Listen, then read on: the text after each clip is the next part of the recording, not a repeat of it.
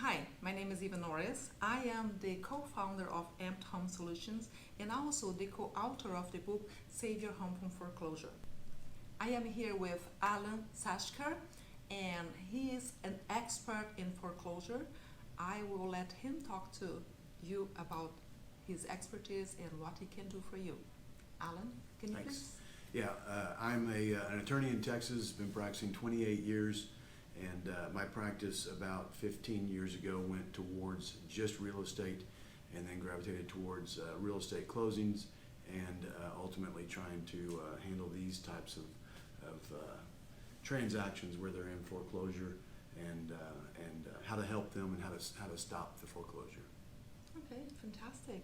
So yeah, and the first question is always, how can I stop foreclosure? Once I receive the notice, what should I do?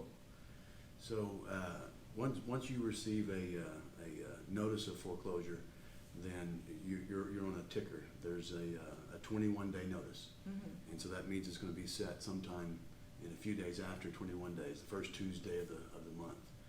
And what you have to do, really step one, is to hurry and get with some experts who know what they're doing. You're not going to be able to stop it by yourself.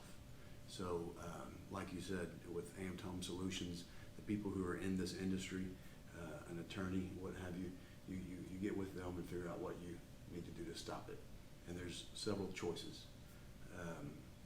Step one will be you can talk with the bank. Usually you'll try to get into a loan modification and see if that works.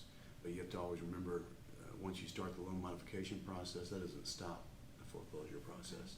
So you have to still monitor and make sure that foreclosure is going to ultimately be stopped also. Then step two, you can of course avoid the foreclosure by selling your house and paying off the mortgage is one way. And then if we start getting deeper down into days before the foreclosure, now you're looking at getting a temporary restraining order to stop the foreclosure, or you can even file a bankruptcy to stop the foreclosure. So that's the hierarchy. Okay, it's very interesting. You said something about loan modification.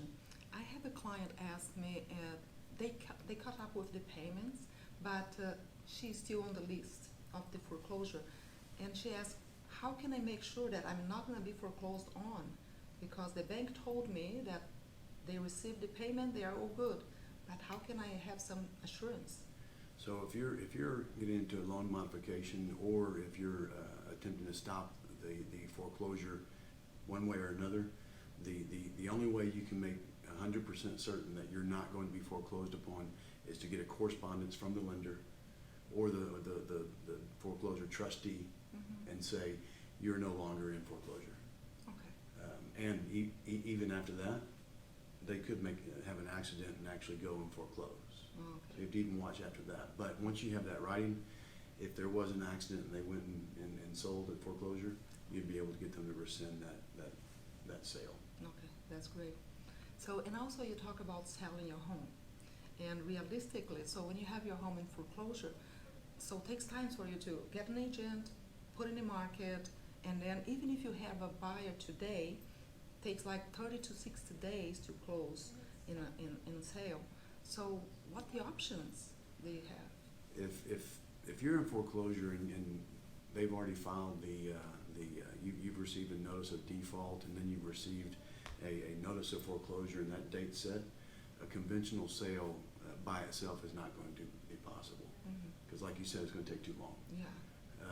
You would have to attempt to go and sell your property simultaneously with figuring out how to stop that foreclosure. Okay.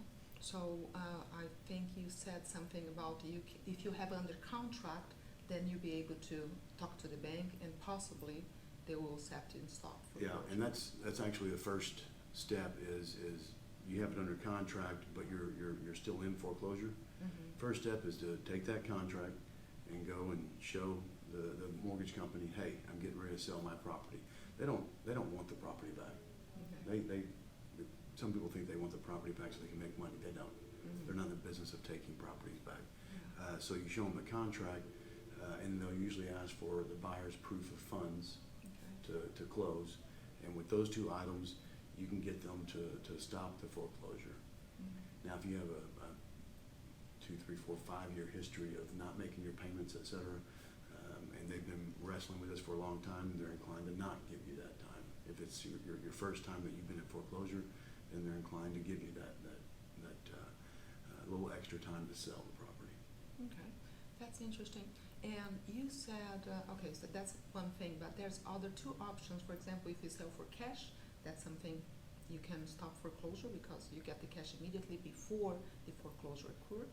And another thing is there's such thing as wrap mortgage. Yeah. So can you explain a little bit about that form of purchasing a home? Okay, so mortgage wrapper or subject to is where you would sell your house.